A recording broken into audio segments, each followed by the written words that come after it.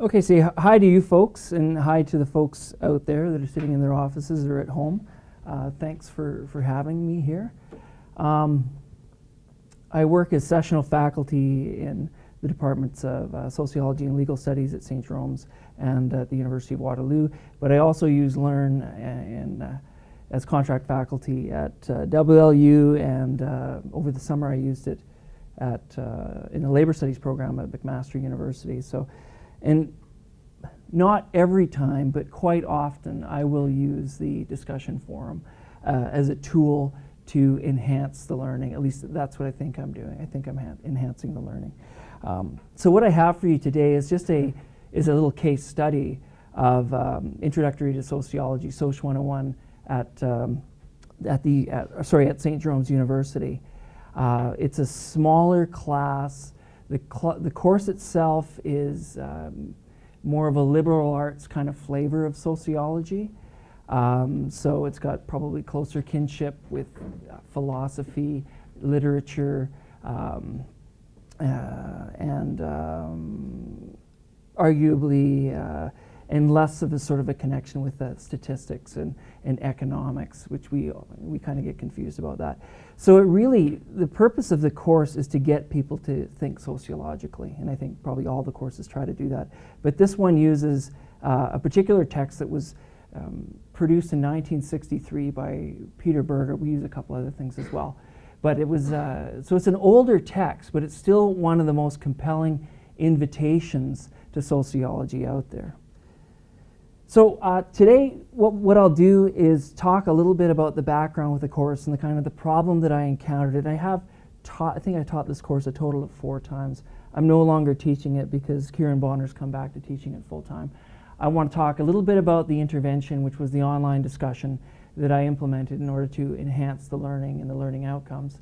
I want to talk a little bit about how to pitch the online discussion and give a little example of some of the discourse that appeared on the online discussion board to sort of show you some of the learning that's going on. I want to talk about perceived outcomes and benefits, and I say perceived because there's no real way to measure this in a clear way.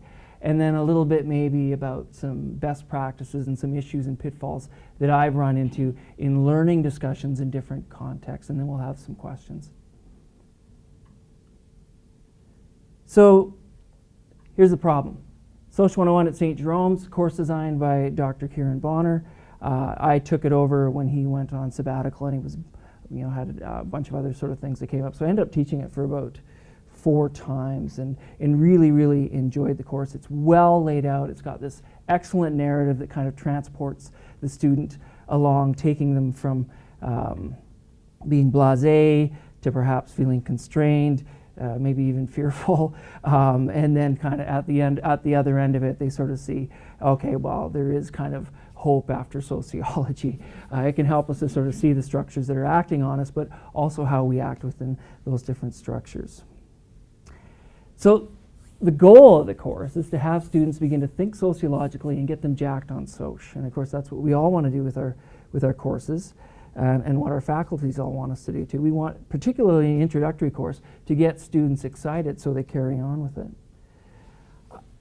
One key component to this particular course is something that's called Develop in the Course, and it's kind of a participation grade. And it's measured by sort of three sort of ways: attendance, what are called debate responses, and actual in-class debates. So this is the way the course was set up before. So when the idea here is that students all come in at different levels. They have different experiences, they have different backgrounds, and what is privileged here is this notion that people can develop and improve within the course, and that's kind of what's graded. So somebody could start off kind of really lousy, maybe not doing so well on their debate responses, and then they might get better, or they might sort of open up more and participate more in the course. And it's a small course again, so 60 to 70 students, so you get to know all the students, you can learn all their names, so you are in touch with people's development. And that's probably a really important caveat here, that this particular example is a smallish course. So the debate responses themselves touch on key elements in the text that the students can focus on and develop a relation to and have a discussion around. I've got some examples of that later. And then they come to class and people can volunteer to be involved in the debate. The problem, of course, was how to get students more prepared to engage with the material in the classroom, not only to engage in the debate and feel comfortable debating with each other, but when the debate sort of spilled out into the classroom, to get everyone to participate a lot more and feel more part of a classroom experience. So the intervention, of course, is the online discussions. And here we have the debate responses. There's just a brief description. I've already discussed them. The notion of development in the course. By development, I mean a commitment to engaging the material. If you demonstrate development in the course through increased participation in class and improved debate responses and strong contributions online, this is graded more favorably than a contribution that wanes throughout the term. That gives them the context. The online discussions, the students are placed into smaller groups, maximum 5-6 people, and the discussion groups are evaluated. They exist to assist with the digesting of the readings before class, and also to help them kind of get their legs underneath them. For a lot of these students, it's the first time they've done any sort of significant writing at the university level. It's a first-year course. So that opportunity to kind of exchange ideas in that online forum allows them to get their feet wet before they write their actual debate response, which they hand in a physical copy in the classroom. So here's a little example of a debate point. And so from Peter Berger, the sociological perspective accurately shows how much our actions are shaped, even controlled by society. So that's the debate point. Students are instructed to either be for or be either for or against that. They can even tread a middle ground, but to have some fun, to be playful with it, even to bring in some examples. And they're basically allowed to, they would get this on, say, a Thursday. If the class is on a Tuesday and Thursday, they would get this on the Thursday. They would have to post their responses and respond to other people's postings by the Sunday night, and then they'd have the Monday to kind of write up their piece. So here's just a little example from Group 8. So hey, Group 8, congrats on posting before the Learn outage. I actually found this chapter to be pretty interesting and engaging. I didn't even nap between pages. I thought a lot of what he said to be pretty applicable, especially about the social controls such as physical violence, economic sanctions, control through our social interactions, ridicule, gossip, ostracism, and condemnation, as well as our own personal values and morals. I definitely agree with you, Susan, when you said, quote, despite believing that our fate and decisions are our own, in reality it is the broader society and the social controls they place on us that are what forces us to act a certain way, end quote. Before taking this course, I had never really considered how social controls affected us as a whole, and you worded it in a way that made a lot of sense to me. I agree with you, Melanie, when you mentioned how the idea of violence controls the way we act, because it definitely does. Okay. So you can see here, you know, this is not all of them come out this way, and I think all of us who've used online discussions, you don't always get the engagement you want, but here's a situation where the engagement's been pretty good. They've picked up on what each other have said. They're able to articulate a position vis-a-vis the debate point, and they're able to actually understand what's at stake here. So this is sort of a good example. So they've done the readings, they're able to engage in the material online, and then they write up their debate responses, and then they enter the classroom with all that material ahead of time. So they're well prepared when they come into the classroom. They're confident, they're ready to engage. It also gets them up and debating as well. So perceived outcomes or benefits here. One, increase in a sense of community. I know this is seems to be a more and more significant value for students, that they want to feel a part of something. In the large classes, this can be very, very difficult to achieve. In smaller classes, it's easier to achieve. But having this blended learning situation and the emphasis is on blended learning, allows people to feel more connected, because they can actually create connections within that small group that they have. So they feel more a part of the course.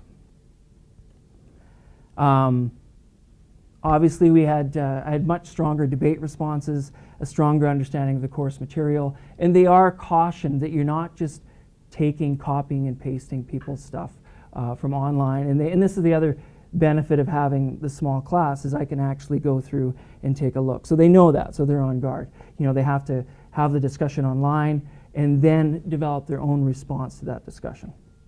So it transfers into a stronger understanding of the course material, because they're working it over again and again and again. So we have as a consequence, we have increased classroom engagement and more fruitful debates. People are more confident with the material. And then we have stronger performance on midterm, final exam, and the individual essay portion. And they're all pretty happy about that. And I think I ran it twice with the online discussions, and my perception at least was that the grades were significantly higher. A couple best practices and some issues and pitfalls with learning or using Learn for online discussions. Do have compelling discussion questions, and you can see a real difference in the degree to which people engage in these types of discussions, depending on the kinds of questions that you formulate. So that's obviously important. Small groups, maximum 5-6 people in my experience. That seems to be a level of comfort for people. There's this kind of balance between being not anonymous, but not feeling that you can be sort of singled out really sort of easily. So that seems to work fairly well. Make sure that online discussion comes back into the classroom. That's absolutely key. Have some if it's just sort of floating out there and it's not connected to the material in a strong way, you're not going to get much benefit out of this. And in fact, the students are going to resent it. They're going to say, well, what are we doing all this for? And so bring it back into the classroom. Show that you've actually taken a look, that you can pull out some examples, and somebody raised this really sort of excellent point, and this is something that we should explore in the class. Have clear guidelines, so kind of rules of engagement, but basically be kind to each other. Right? That's why you're here to exchange ideas, but do it in a charitable sort of way. Finally, be aware of your audience/class sizes. The student population seems to be changing all the time, so try and get a sense of where people are at in terms of anxiety and all these other sorts of intangibles, and also judge the class size. I think you really have to tailor the kind of discussions that you have depending on the size of the class and how much attention you can actually give to what's going on those discussions. What to be wary of. Having a general discussion area, and this is not just me, but other people have talked about this, that these can be spaces, sort of everyone has access to it, so it's neat because maybe they come up with some interesting material that they want to share, but they can often be, like any online discussion area, be hijacked, and people seem to think that they can say things on there that maybe aren't quite appropriate, and then they start to take up other issues that may not be relevant to the learning or the course as well. So be wary of that. The problem of plagiarism. I've had one situation where a student complained that another student was plagiarizing their posts. Try to tell them they're just posts, obviously there's going to be some overlap in people's ideas, so you may just want to caution people up front that there is going to be some overlap with other people's ideas, and try as much as possible to say things in their own words. Discussion fatigue. This past summer I was doing a labor studies course at McMaster, and it was a second year course, but there were a lot of third and fourth year students that were in it. And when I proposed the idea of the online discussions, there was a lot of pushback. these, we don't want to do them, they're useless, yada, yada, yada.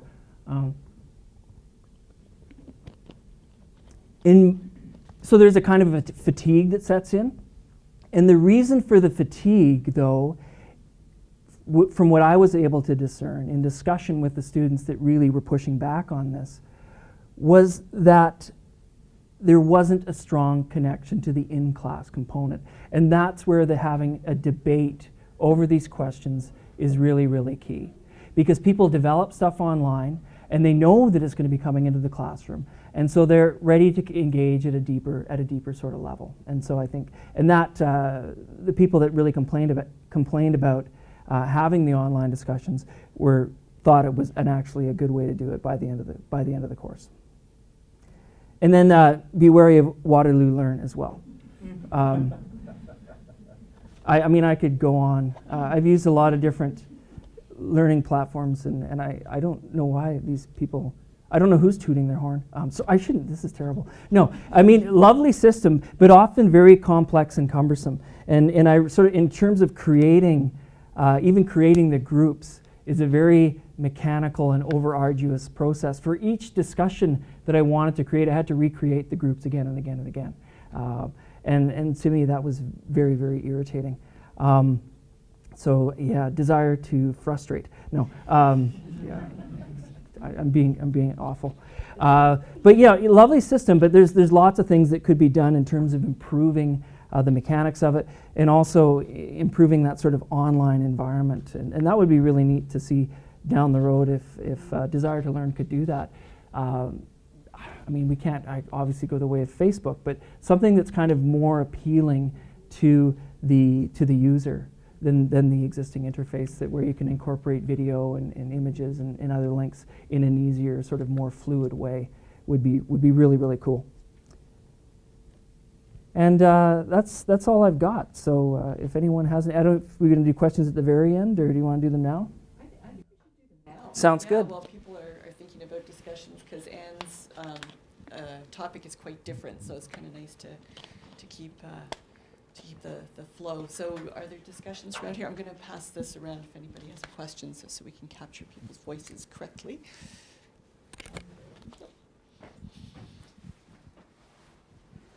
Thanks for your talk, Stephen. I was curious, I like the point that you had there, one of your do's about being aware of your audience and, modifying as need be. So you've taught us a couple times now, different universities as well. Have you had to do any kind of modifications? Like, I'd be interested to know what you did decide to modify and how you did that, and what the results were as a result of you modifying things. Basically, for me, if I'm in the classroom teaching, and it's an in-class course, my capacity to be able to engage with the students and know what's going on online limits the degree to which I use online discussions. So if it's a really large class, say over 100 students, I try to stay away from it as much as possible, because what it means is it just makes it more difficult to bring it into the classroom and to monitor what's actually going on there. So that's one of the things that I've done. I think for me, it works best in a smaller class, and the students get the most out of it. I think often students perceive the online discussions as kind of a crutch, right, for actual real teaching. And again, I think that's what some of the pushback is. And that's a problem with class sizes, I think. And I know that technology, the MOOCs, are all about delivering this education to the masses, and we know that they're failing spectacularly. You need the classroom component. We need small class sizes. Yeah. Is that good enough? Yeah. Okay, thanks. So you mentioned class size. How big was the class? This one was between 60 and 70. I think one term was 60, the other term was 70. And you can learn everybody's names. Yeah, with that, at least I can. But that's kind of my limit. I know that once I get around 70, it's more difficult. Yeah. But with that sort of size of class, you can actually learn people's names and know who they are. And so there's more accountability as well. Yeah. So they're not anonymous. Yeah. Right. Yeah. Yeah. So you had like a listing of perceived benefits, or Yes. however you worded that. Sure. So did you survey students, or was this just kind of what you thought? This Like, is did students say that they had an increased sense of community in the class? Like, well, when I looked at my teaching evaluations, in particularly the last time I ran this course, and they were great for a change. No, I'm just, but you know, it came through loud and clear that they really enjoyed the opportunity to kind of discuss things beforehand. They just felt more prepared, and as a consequence, they did much better on the exams, and that was a real. I mean, the exams are very similar from year to year for the course, so there was a real difference in how they performed, and of course, they're happier because of that, right? So, I mean, the biggest thing I think that as instructors we're facing now is dealing with anxiety over grades. So I try to do two things when I teach now is first of all is I try to reduce that anxiety over grades by preparing them well, but also try to move them away from that instrumental relation to education. That's always part of my pedagogy now, that, you know, this is more, and I think so the emphasizing notions of community, emphasizing that there's more, particularly in sociology, there's more to this than getting a job, you know, and we could all get run over by trucks tomorrow, so don't worry. That sort of a thing. So yeah, so I mean, it's about reducing anxiety. So I think online discussions used in the right way reduce anxiety for people, but they can also work the other way too. Yeah. and just another question, Yeah. if I might. So with the groups, was it up to each individual student for what position they were going to take? And was there some expectation or direction that, like, you know, at least, you know, one of you or one or more of you should be for it and so many against it? Or was it just like whatever, you choose your side and argue it? I try to encourage them to, typically with the questions, there's some people that take them on and want to go against them. It just sort of seems to work out that way. But I think even in the example, there was, I didn't read the last part of it. So there's always this sort of, these kind of questions put the student in tension with what their normal expectations of the world are. And so there's always somebody who wants to take the other side. But I basically take a side, but then try and argue the other side if you're someone who's responding to somebody else's post. Right. Yeah. Anything else from people? I know I have a question. The post you showed us was so like, oh, that's so nice, the way they referred to each other's names. Yeah.